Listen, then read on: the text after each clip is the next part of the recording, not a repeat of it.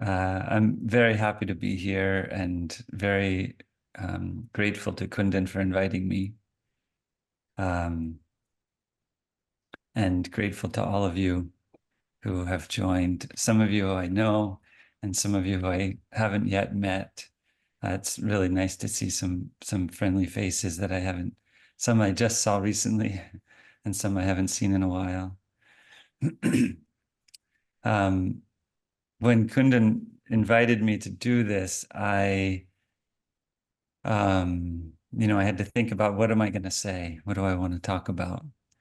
And my intention, what I hope, what I hope to do is to tell you a love story. And the reason I say hope is because a love story is intimate and it's not about ideas. It's not about concept.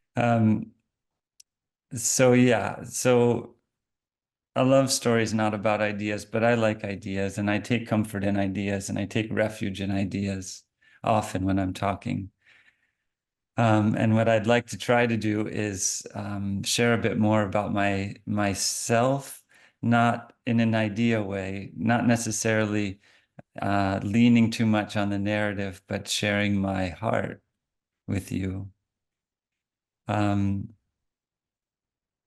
I was young, I was kind of a feisty young person, the kind of person who would, argue with the professor in class or got kicked off the swim team for arguing too much with the coach. And I've always had this kind of pushing back against what I perceive as injustice or on things not being fair. And underneath that in me is a desire to bring truth and compassion and care to the earth. And this earth, as you know, is a rough place.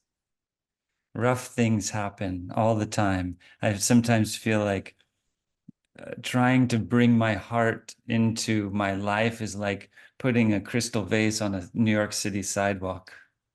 You just kind of put it there and hope for the best. Nobody kicks it over or smashes it. It feels, in certain places, in certain spaces, there's a sense of safety. But in a general way, this world is, especially increasingly now, in the sense of, you can say something and people can strongly disagree with you and express their disagreement in ways that vary from constructive criticism to hostility or threats. This is the world we live in. People speak, and I was reading something about a kind of prominent person during the COVID epidemic, Dr. Fauci, and the security that lives in his neighborhood now and the number of death threats that he continues to get. This is a human being, whether I agree with him or not, or think that he was, a savior or a villain in the COVID situation. This is a human being that's living with death threats. This is the world we live in. And I think of myself as kind of a reluctant earthling in that sense. And the more I get to know myself in a kind of deeper level, my sense is that this isn't my first lifetime as a reluctant earthling. And all of this is both to share with you kind of about myself, but also to say when I was 20 years old and sitting in a class at the University of Massachusetts and feeling kind of disenchanted with the educational system and disenchanted with the social scene and smoking a lot of cigarettes and drinking a lot of alcohol and not knowing what to do with my life. And somebody came in and put up a slide of some people living in a treehouse in India and said, "Do you want to go here?" There was something that lit up inside me that pushed through all that resistance and all that kind of distance from life. So there's always been this tension in me kind of between wanting to be here and care and wanting to create a more just world and wanting to not be here at all, wanting to be distant. And not be here at all doesn't mean to die or to not exist, but it means to exist kind of in an abstract, intellectual way, in a conceptual way. So these two tensions are there. Yeah, and then I'm in the class, and that's where I am in my life, is in this kind of push and pull between the desire to be an abstraction and the desire to be a force of good and justice in the world. And I see a picture, and something came through that picture that woke me up. And when I say woke me up, it's like woke up something deep inside me, woke up something that had been sleeping. I don't think it was the tree house. I don't think it was the people whose faces were in the picture. I think that there was an energy that came from the place where the picture was taken through the camera and into me. And I was jolted awake. And I went to the front of the class after and I said, how do I go there? How do I go to that place? And the person who was presenting was running a college study abroad program in India at the time. It was called Living Roots. And this was new. There had been one group that went before. So when I signed up, I went with the second group that had gone on this particular program. And I went in a kind of academic context. I went with other people and we were going to study communities, sustainable communities, ecology, waste management, these kind of general reforestation, biodiversity, things like that. And I went with a group of people that beautiful, like open, creative, curious beings. And there was something for me that felt different. I mean, first of all, when I got there, I arrived on my 21st birthday and I felt like I was embraced. And there's something a bit strange and awkward about a white man, a descendant of colonialism, colonial powers, saying that I went to India and I felt like I was home. But that's just what it is. There's not really another way to describe it. I breathed in the air and I felt like it was native to my body. And I looked around and I felt comfortable, even though everything was totally alien and totally different than anything I had ever seen before. I felt at ease. I felt comfortable in a way it's almost like I had been living my whole life without realizing what comfort was on a certain level. My soul was comfortable. And arriving in Auroville, I felt the same thing. I belong here.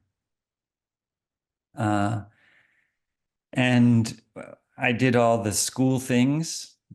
I went and studied whole systems agriculture and biodynamic farming, and I visited different communities and all those sorts of things that we were all doing together. And I wrote papers and I read books and I participated in discussions.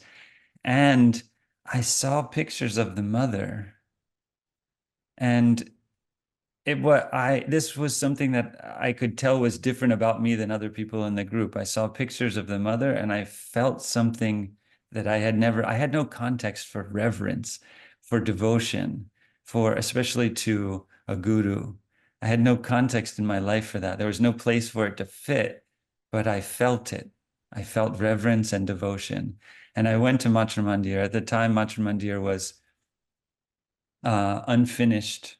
There was like 2 or 3 gold plates on the outside, and going inside and walking up the ramp to the inner chamber, the wind blew through. I mean, it was open air, so there was not the skin on the outside was not yet there.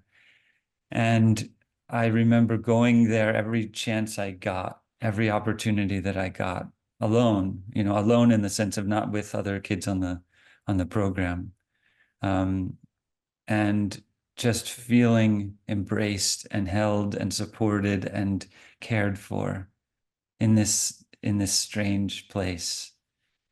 Um, and also like the concept of Matra Mandir, I mean, if you know about it, you may know that, it's a giant golden globe, and there's a heliostat on the roof that captures the sun's rays and channels it straight down through the center of the room into the world's largest flawless man-made crystal. And the entire room is white, and there's pillars behind and the crystal in the center, and you just sit in silence, and there's no talking, I mean, any movement creates a huge echo anyway. And the idea of light pouring down from the cosmos into clarity, into purity, and then radiating out as being the center point for a community, Auroville as the community focused on embodying human unity. The center point of that is the divine, the light from above radiating down, pouring down into a pure, uncomplicated, uninhibited transmitter that then transmits that light outward. I didn't know anything about that. I didn't know anything about why that would matter spiritually or what the significance would be of that spiritually. At the time, I remember sitting in the library in Verite, which is a community in Auroville, and reading The Life Divine and just feeling like, I don't have any idea what this is. I don't know what he's talking about. I don't get it. But I just kept reading. There was something about the practice of it, that running, it was like running the words through my mind. It was like running my fingers through the grass, or running my fingers through a stream. There was something very tactile about it. I was running my fingers through the stream. I wasn't trying to catch the water. I wasn't trying to understand the water. I wasn't trying to capture it. I was just letting it pass through me. And so at that time, there was this innocence of not really knowing much about Auroville, not knowing much about why it was created, when it was created, who created it. I learned these things obviously over time through being there, but there was an innocence at just encountering it. It's like just walking along and you encounter something. You're walking on a forest path and you see something glimmering there, and it's like, what is that? What is this place? What is this incredible place that has this aspiration to bring people from everywhere on earth together, and realize the possibility of unity, of oneness in life? What is that? And this stillness, radiant stillness at the center, in an embodied physical architectural manifest way. Because a city, a community it's a manifest. It's alive, it's pulsing, it's breathing. And in the center of it is this place of stillness and radiance and receptivity. So I was just, it's like love at first sight. What is this place? My wife, there's pictures of me, a few from Auroville. And as long as I've known her, she's said that those pictures, there's something in me in those pictures that there's like a light and enthusiasm and excitement, joy in my eyes in those early pictures that she doesn't see often. That's just, I think, a reflection of that innocence.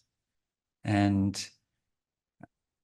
I think this is 25 years ago. 20, what is this? 2000. So yeah, now September 24 years ago was when I arrived in Auroville. And that innocent reverence and awe is still what I hold on to in my relationship to Auroville. It's still the through line. And there's a lot of ups and downs and back and forth and a lot of information and a lot of embodied experience that's come in the past 24 years. But that innocent awe and reverence and amazement and joy and love is the thing that I come back to, that I reach for sometimes, that spontaneously arises in me sometimes. But it's the main event. Um, and when I left Auroville at that time, I was fairly certain that I was going to just come right back. I came back to finish college, which I barely did by the skin of my teeth. And then I went to live in a yoga community in California and rock climb in the Sierra Nevada mountains. And then I was, planning to come back. And I didn't come back. One thing led to another, and I hiked the Appalachian Trail, and I met a spiritual teacher in the United States, and my wife and I got married, and we had a baby, and we had another baby, and I got a job, and it was years suddenly, and I hadn't been back. And I would dream about Auroville. I would wake up in the middle of the night, kind of with the dream fresh, like I had been there, and this ache in me. And my life was very full. I mean, you can imagine with kids, and my job at the time was, well, I had a few different jobs, but I worked for an NGO for 10 years. And my jobs varied from starting up a new branch office of the NGO to flying around the country and firing people to hiring the people that had been fired and coaching and supporting them. So I ended up as a senior director for state operations for this big international NGO, and I was responsible for myself. I was part of a small team that was responsible for the U.S. operation, which was about $25 million a year. And I had direct responsibility for over 100 people and a $12 million annual budget. So this was pretty stressful. I was based in Miami. I lived in Massachusetts. I would fly down to Miami at 5 o'clock on Tuesday morning and get home at 2 o'clock in the morning on Friday morning. Not every week, but at least once a month, and fly all around the country. And so life was very full, and raising a family and navigating the challenges of marriage, partnership, and all these things were very, that's where my attention was most of the time. But I would still wake up in the middle of the night with this feeling of longing for Auroville frequently. And once in 2013, I went through a kind of big health crisis in 2012. And I came out of it and was recovering. I was still on blood thinners. This was February of 2013. And I was just in a bit of a spiral and not sure what to do. I knew I couldn't continue living the way I had been living. Part of a health crisis can kind of catalyze, awaken, like, oh, I can't do this anymore. This can't continue. And it was that on every level, on the professional level, on the family level, on the relationship level, on the personal level. It was all just, I can't live like this anymore. And I was in a meditation and I was asking, what do I do? Just this kind of like crying out, what do I do? Where do I go from here? I feel stuck in this life, and I don't know what to do, and it's not sustainable. And I had an experience that was probably the most significant inner experience of my life in terms of being very visceral, in which the mother, who I had developed a relationship with when I was in Auroville on an inner level appeared fully as a person, as a being. I mean, a person, like an embodied being, and grabbed me by the shoulders and said, "You have to go to India right now." And she was very clear. I don't mean go to an Indian restaurant. I don't mean go and read a book about India or watch a movie about India. You have to go to India right now. You have to go to Auroville right now. And I came home and told my wife, and she at first said, um, no, that's not possible. But my mom was there at the time, and I told her, and she said, "I'll come and stay with your kids." And she encouraged us both to go. And within 2 weeks, we were there.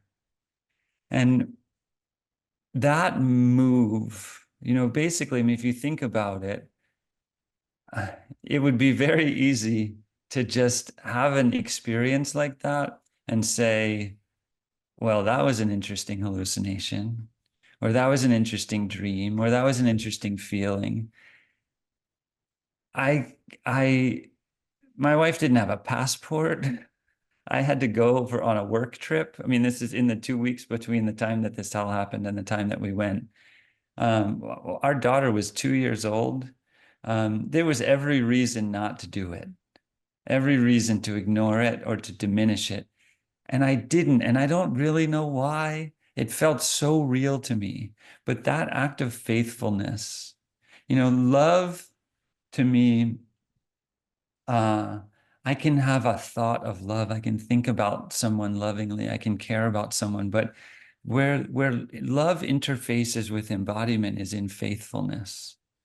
And that act of, okay, mother, there was a kind of a embodied commitment and faithfulness to what the message that she was offering to me. And, I basically said to my wife, I'm going to go and I really want you to come, but I'm going to go. I have to go. And she came with me, and it completely changed our life. It completely changed everything. A year later, we bought a yoga studio and I quit my job. And I started bringing people to Auroville as part of this yoga studio. And so my whole, this like stressful, the organization that I'd worked for was fairly toxic environment, a lot of stress, a lot of interpersonal stress and pressure.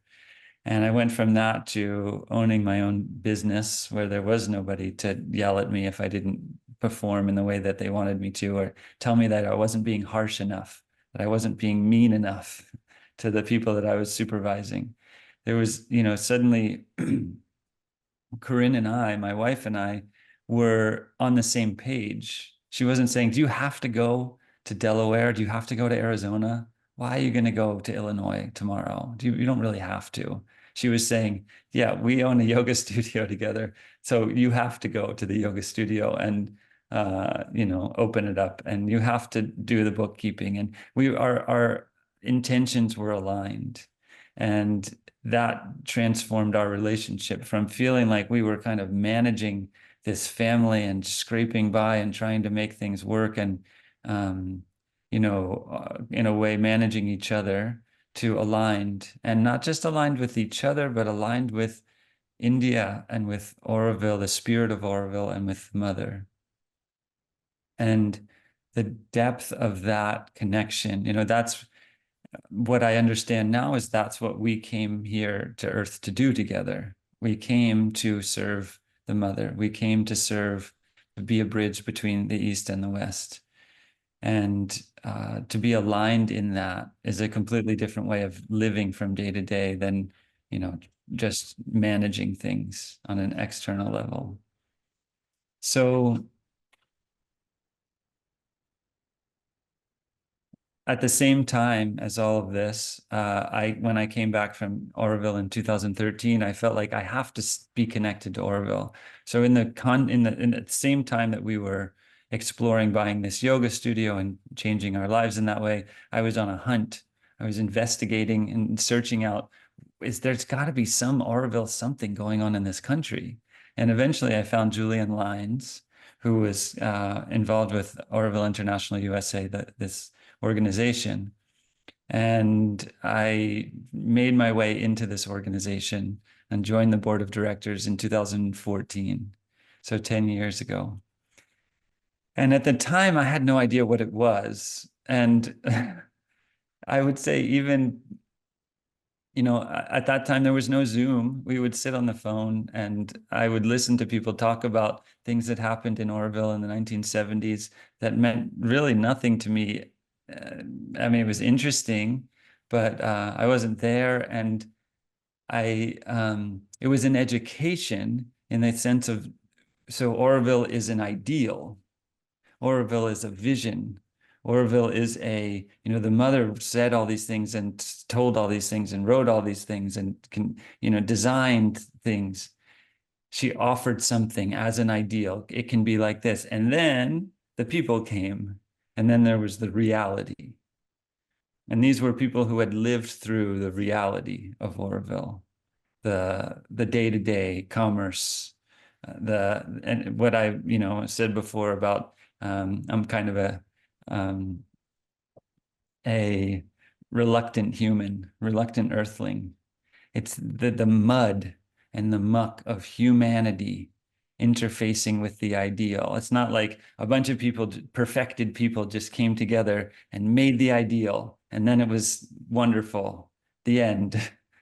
It was much more complicated than that, and continues to be much more complicated than that, because this ideal needs to permeate. It's not just a glass city on a hill. It's not just a snow globe. The purpose of Auroville is for the earth.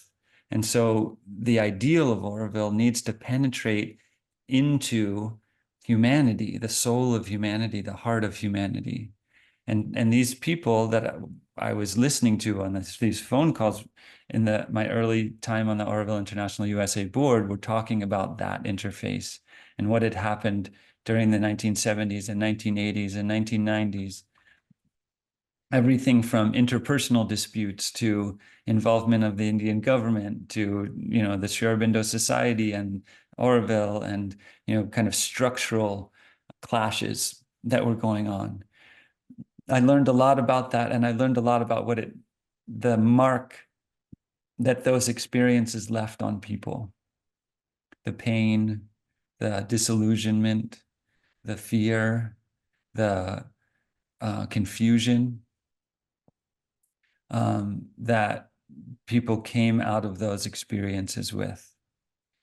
Resentments, bitterness, distrust, cynicism, all these things that were kind of byproducts of the circumstances at that time.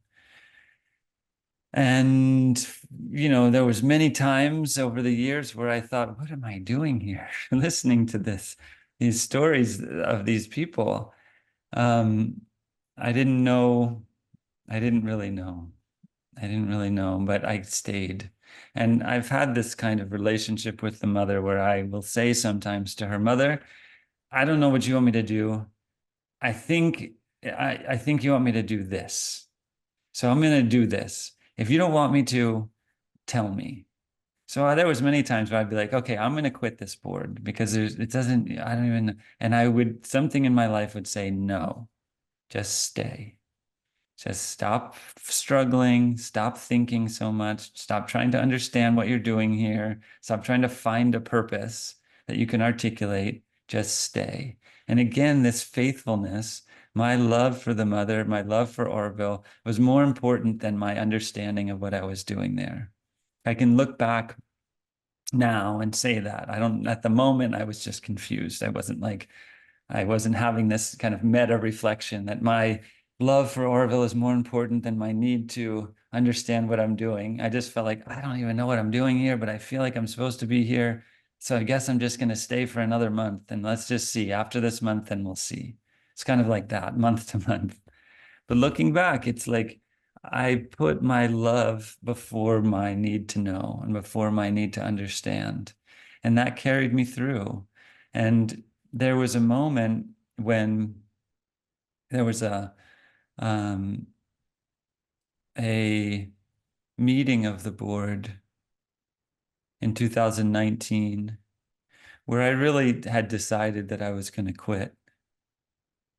And during that meeting, I honestly don't even really understand what happened. I can't even narrate back what happened, but by the end of the meeting, I was the president. It was a kind of a cosmic experience. Something came from somewhere else and made did everything for me. It's not like I changed my mind. I got off the phone and my mind was still confused, but I was the president of AVI USA. I was reluctant to be the president because I didn't want to just be a figure, like, put my name on a thing that I didn't even really still understand what it was. And I felt like I wasn't giving enough of my time and energy to it. But that was the precursor to a year later during COVID when the yoga business was a mess and we didn't know how we were going to make ends meet because we couldn't do trips to retreats in India anymore. The teacher trainings were online and were not as full, and we couldn't use the yoga studio. Our financial situation got a bit precarious when a donor approached AVI USA and said, I'd like some people to invest some time. I'd like to pay, people to receive compensation to build this organization into something. And it came at the right time, the question for me, do I want to take this on? Do I want to work for AVI USA and have this be my livelihood and also my responsibility?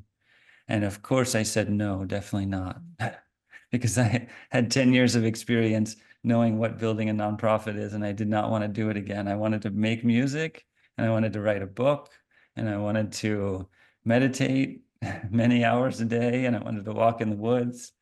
I did not want to do the grueling day to day of building a nonprofit organization.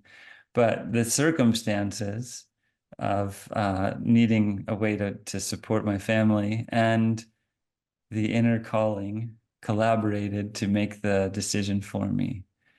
And in 2020, Bina, who was born in Auroville, well, she went there when she was like a year old and grew up there. She and I together took on this challenge from this donor and started building up the organization. And, it's like going from loving something, the awe, the innocent, naive awe. And I don't use naive in a negative sense. I use it in a positive sense that, awe and reverence of this beautiful thing that I've stumbled upon that has been placed in front of me without my looking for it, to the deepening love of understanding its history and developing a sense of compassion and understanding for what people had been through, and meeting lots of Aurovillians and getting to know them on a personal level and understanding their aspirations and their limitations and their frustrations and all that. There's an evolution of this love that takes place, just like there's an evolution of love in my wife and my relationship with my wife. When I first met her, she was perfect. And now she's still perfect. But that perfection has a lot more substance now than it did. Before, it was just kind of a shimmering, beautiful image that I didn't really know anything about. But now we've been married. We're in our 20th year. So our 20th wedding anniversary will be next year. And I know a lot more about her, and my love for her is much more substantial. It's much more embodied. It's based on a lot of information and integrated with a lot of information. And by information, I mean texture.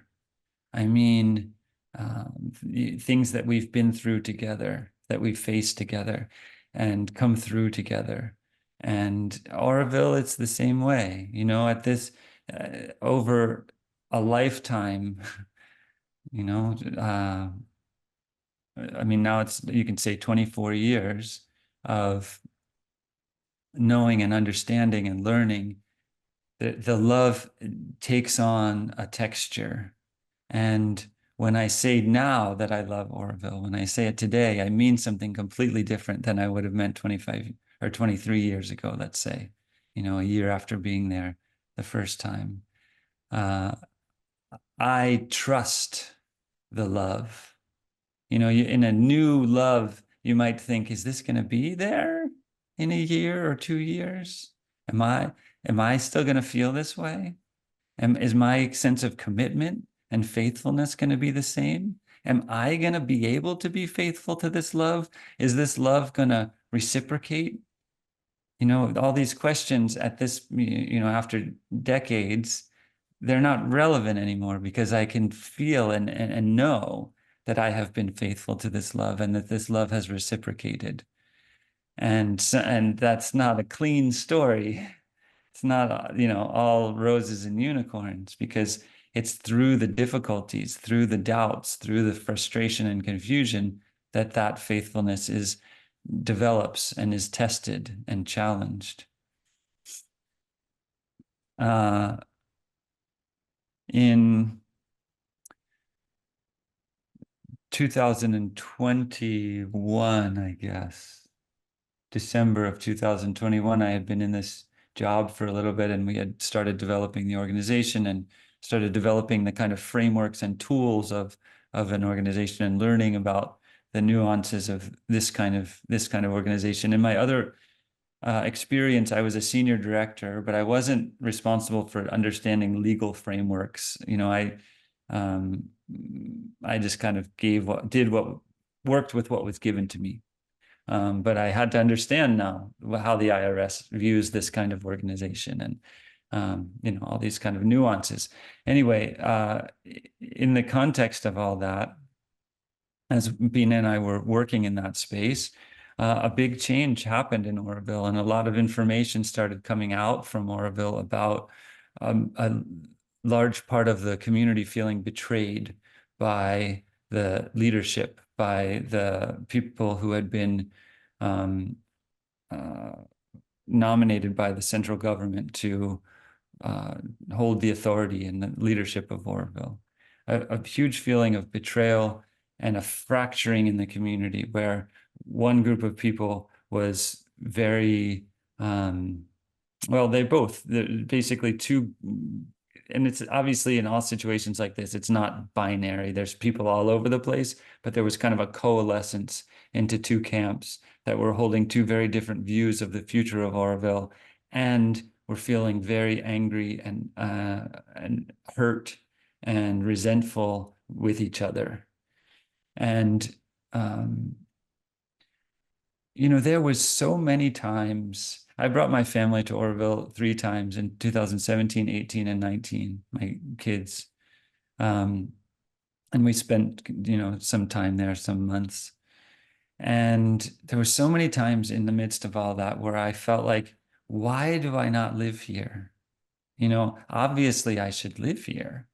Obviously I should become an Aurovillian. So many times. Definitely, I need to become an Aurovillian. I need to figure this out.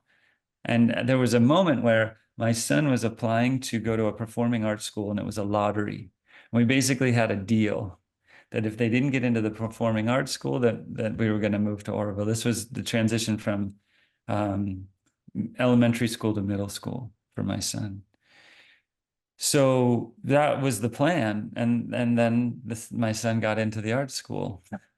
And there was a lot of things like that where I kind of felt like, okay, mother, I'm ready. And the message would be like, no, not now.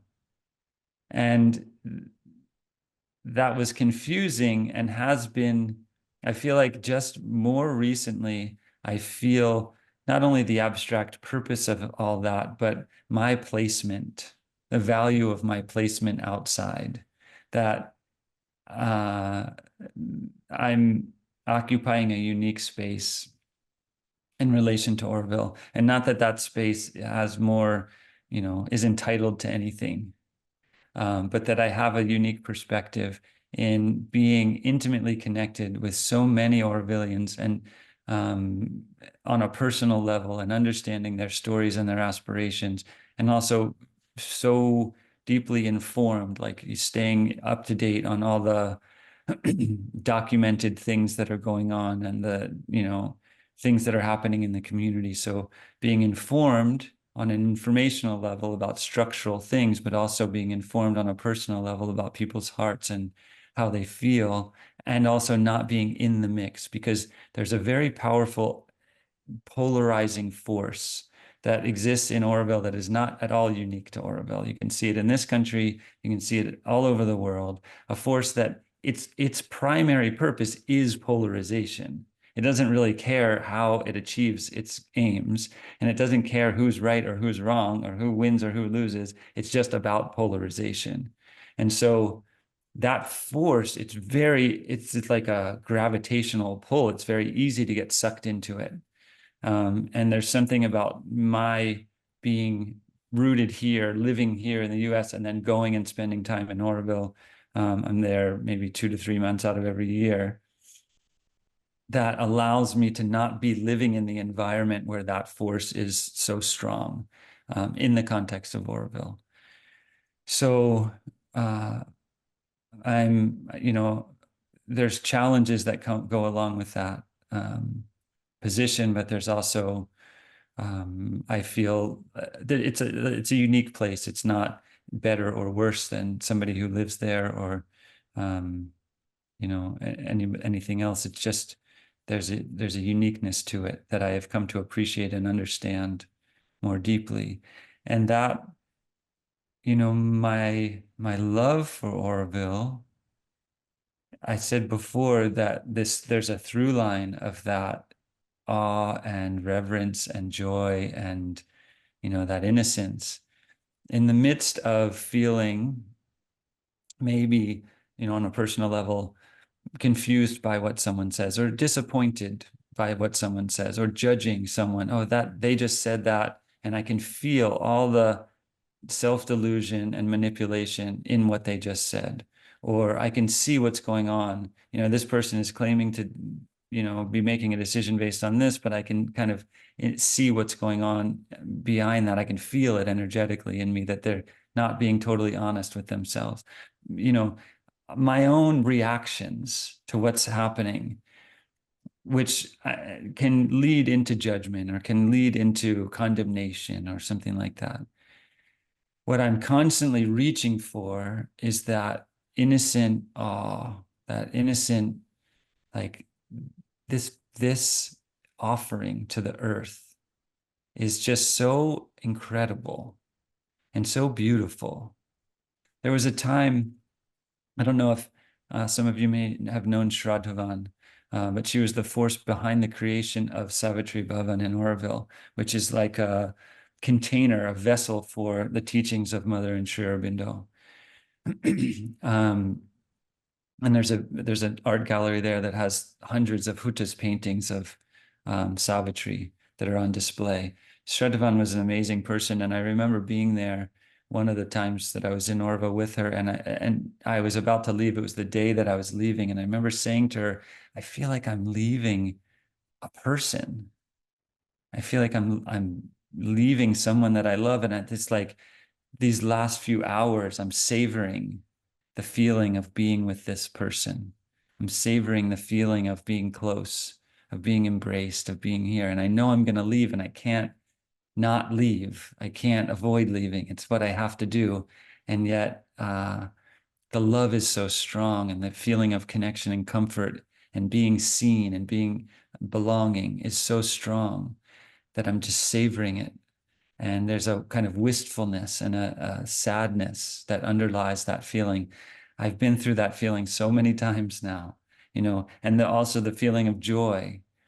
When I first was starting to go back, and I didn't know that it was going to be so frequent, I would cry, I would weep when I had the opportunity to go back, when it presented itself, because it was often unexpected. And now that I'm going next Tuesday, not this Tuesday, but next Tuesday, I'm going to Auroville, and I feel in me the excitement of going and being able to touch and breathe and smell the flowers and feel the vibration the radiant warmth of mother's love that permeates the atmosphere there. So both the separation and the reunification, those emotions of joy and sadness and wistfulness and all that is all still there. And all that is kind of manifestations, um, manifestations of this through line of love that has began with this surprise and has evolved through challenge and continues to evolve through challenge. And there's things that I do and say that seem reasonable to me, but that some group of Aurovillians may not agree with. And Aurovillians can be rough, can be intense in their condemnation, in their dismissal, in the way that they talk about somebody that they don't agree with. And I've received that. I've been on the receiving end of that kind of, belittlement or dismissal or judgment or condemnation or disgust, sometimes it feels like. And, all that I accept. I accept the separation. I accept the reunification. I accept the rejection of, being rejected by Aurovillians myself. I accept the challenges of trying to build an organization that has structure and integrity in a place that defies structure and integrity in a certain way. I accept the having to witness people that I care about mistrusting each other and demonizing each other. I accept all of the permutations and manifestations of what Auroville actually is in reality, the human reality of it.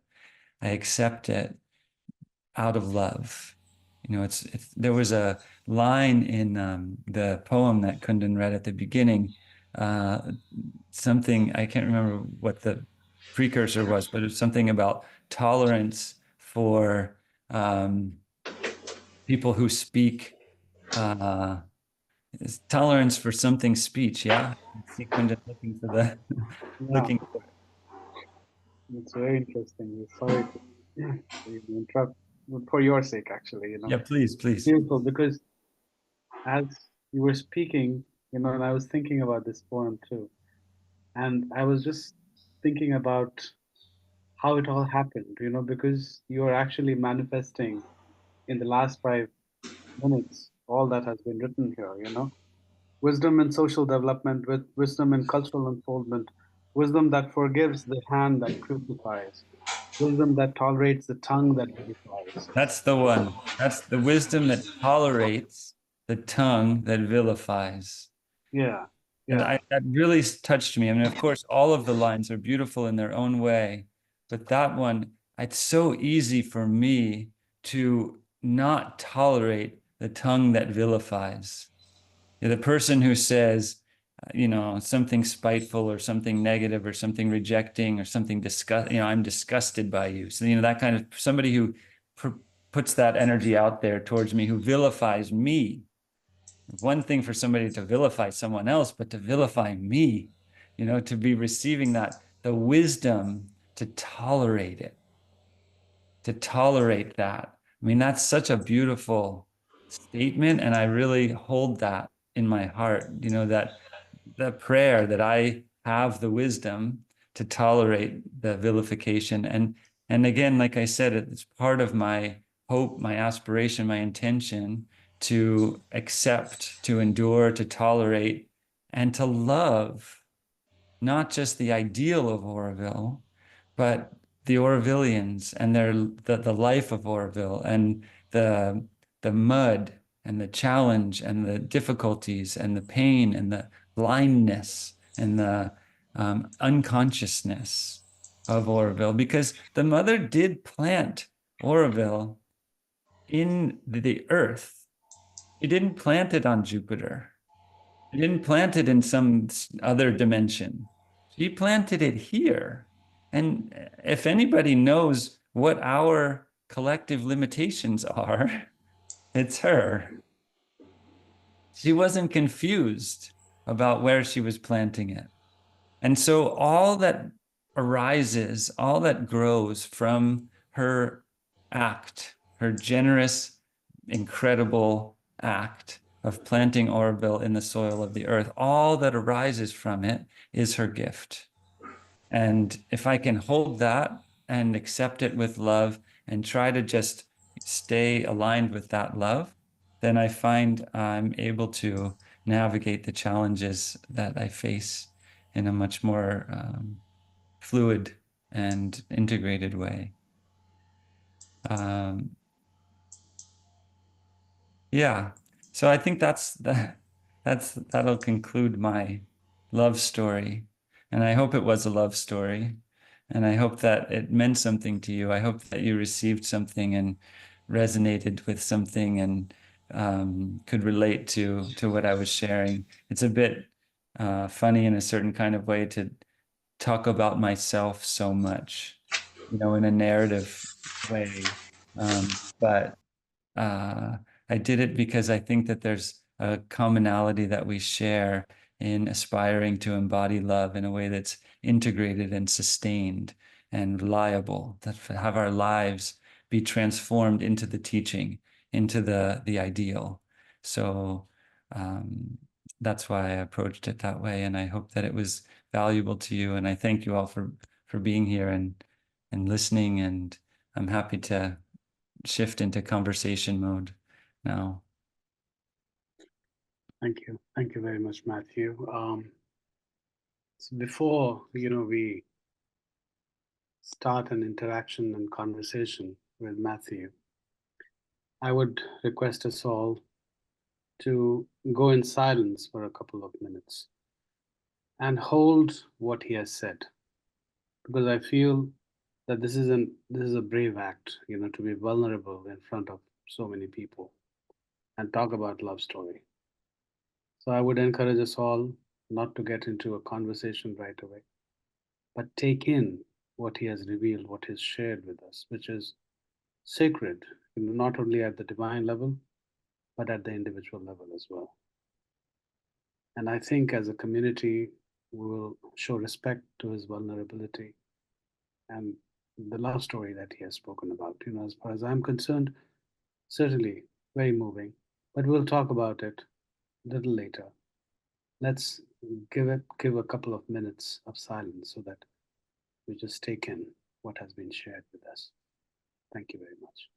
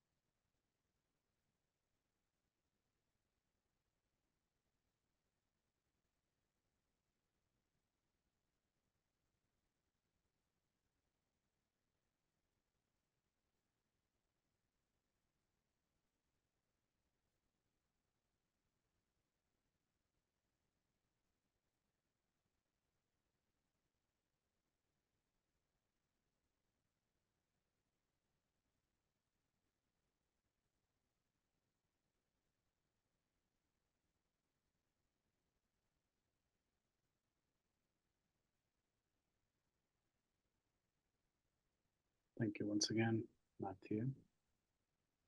I see Earl's hand up already. So I was just wondering, well, if you would want to come in and share your thoughts and ideas.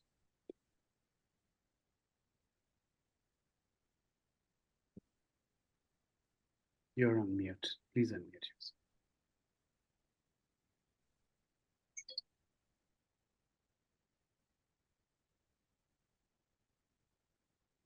Okay. So thank you, dear Matthew, for having the courage and to face your own truths in such a powerful way and to share all this with us. It's just remarkable how powerful our stories can be when they're told from such a place. So thank you for establishing such a model for us, and also for the courage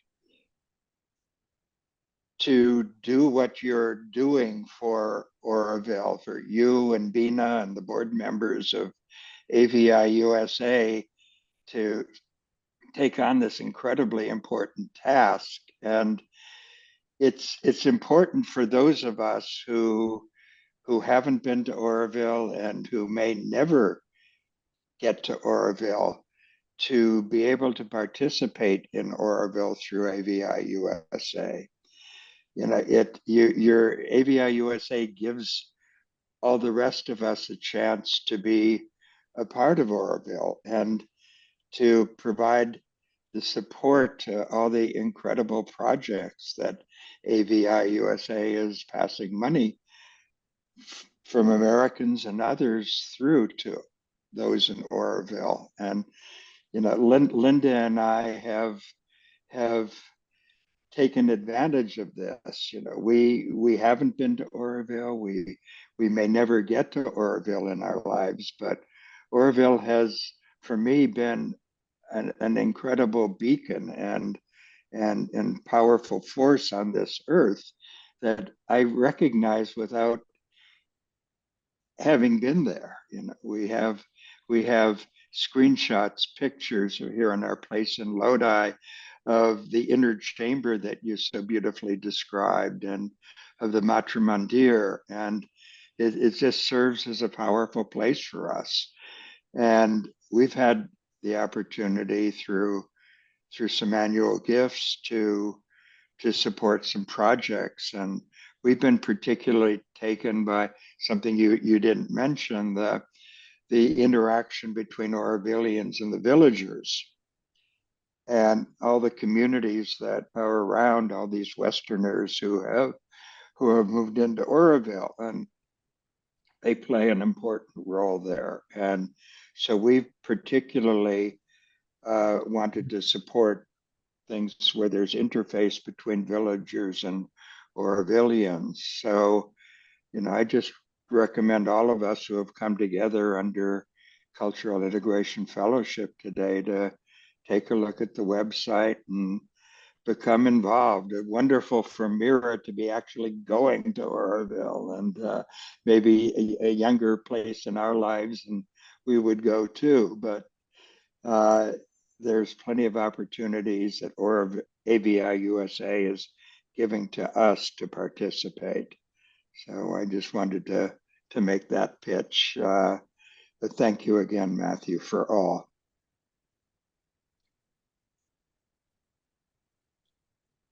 Thank you, Earl. It's so great to see you and Linda here. And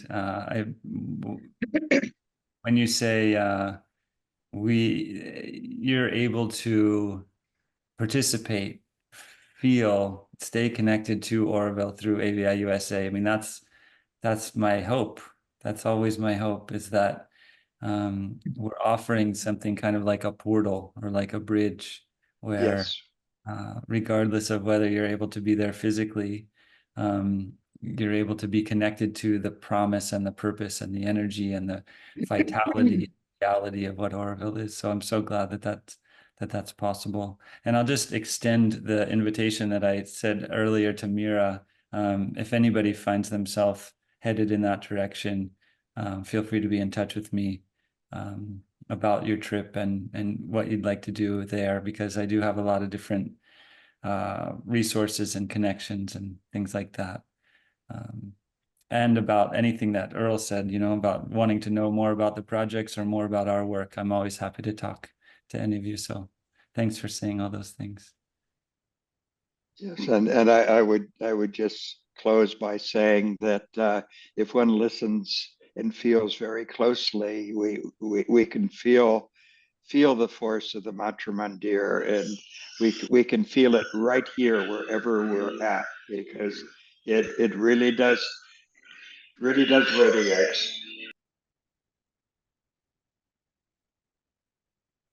Thank you. Thank you.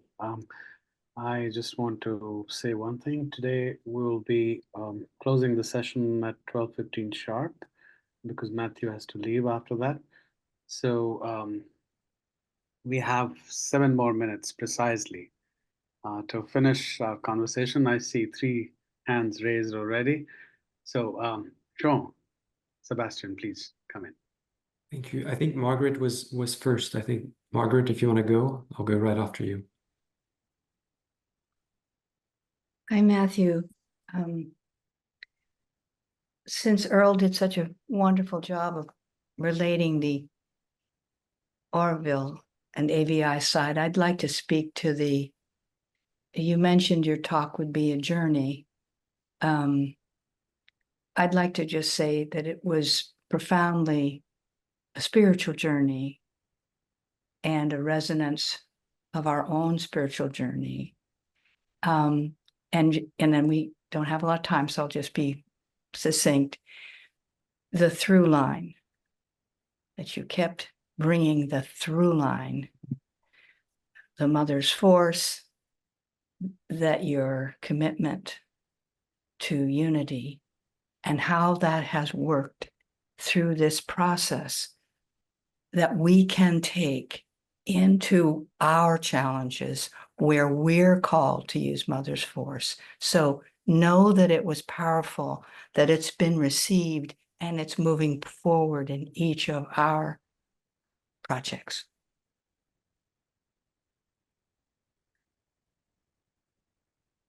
Thank you, Margaret. Thank you, Kundan. Matthew, thank you so much. It's been wonderful just to witness and to take in your energy and the truth with which you speak, and the sincerity and the embodiment of mother's qualities, but also your own, unique qualities. So just thank you so much for sharing. And we've known each other for a couple of years, but it's been wonderful to hear more about your personal journey. And I always love to hear people's story and the actual way of things unfold.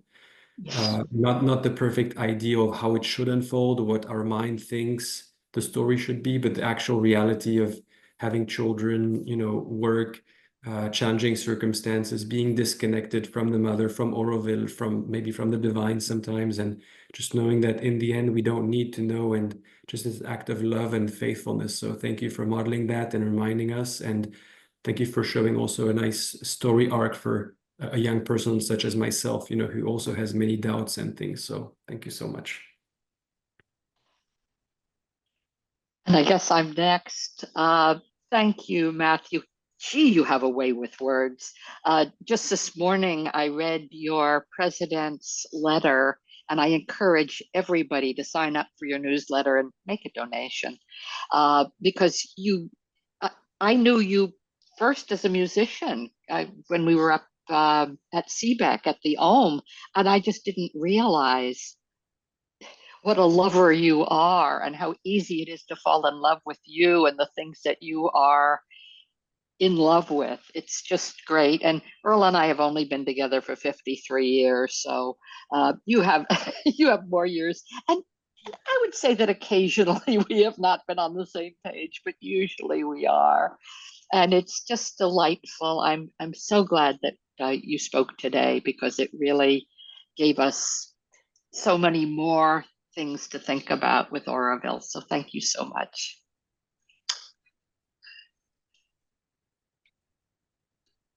Thank you. Thank you, everyone. I see Andrea's hand up. So, Andrea, please. Yeah, I just want to jump in. Matthew, what a delight you are. How beautiful. Thank you for that story. The personal story is so meaningful. And I just want to mention to the congregation here that I have just published my book, and there's a large part, of course, is my experience of coming to Mother and living in Auroville, and then my healing from World War II trauma. So the title of the book is The Pressing Stones, which is a symbol from Sri Aurobindo's translations of the Vedas, of the difficulties that we are given in a life to purify all our misconceptions and ignorance and all of that. And so that is my personal testimony. It's available right now. It just got published on September 24th. I'll put it in the chat. Thank you. Thank you, Andrea. Thank you for sharing. Mandakini, you're next. Just want to say, Matthew, here I am in France, and Arya Deep would have loved to be watching too, but he's in India, so it's midnight, and as a yogi, he goes to bed early. But thank you for everything, and I love collaborating with you. I love your ethics and your commitment, and also your good mood. And believe me, you bring so much joy and harmony to Auroville. You bring a balance that is really very needed and that I personally greatly appreciate. And I count on you for that because that helps me and it helps everybody else. So thanks, Matthew. And thank you, Kundan. I don't know you, but thank you for hosting this. Thank you, Mandakini. Thank you, Kundan. Thank you. Thank you very much. Well, you know, as we wrap up, I just want to say, Matthew, I'm incredibly grateful to you for this beautiful presentation. You know, it was a sharing. And it's fabulous to hear, you know, about one's psyche relating with the mother. And it is true that this yoga can be very intellectual, but it is through the psychic that we actually progress on this path of the yoga. And the mother is a very important aspect. In fact, the central aspect of our progress in this yoga. I can only say in closing is that in the love of the mother, AVI and the Cultural Integration Fellowship, for as long as I'm there, will be united. And this ASP. Well, I cannot say anything about SASP. I'm not, you know, I give presentations there, you know, but I'm not officially involved. But as far as the fellowship is concerned, you know, I am playing a certain role, and you know, it will be the love of the mother that will always keep the fellowship united with AVI. Thank you very much for coming to our platform, sharing your experience. We'll have more presentations from you in the future. Thank you, everyone, for joining. Thank you, Kundan. Thank you, Kundan. Thank you. Thank you, Thank you, Matthew. Matthew.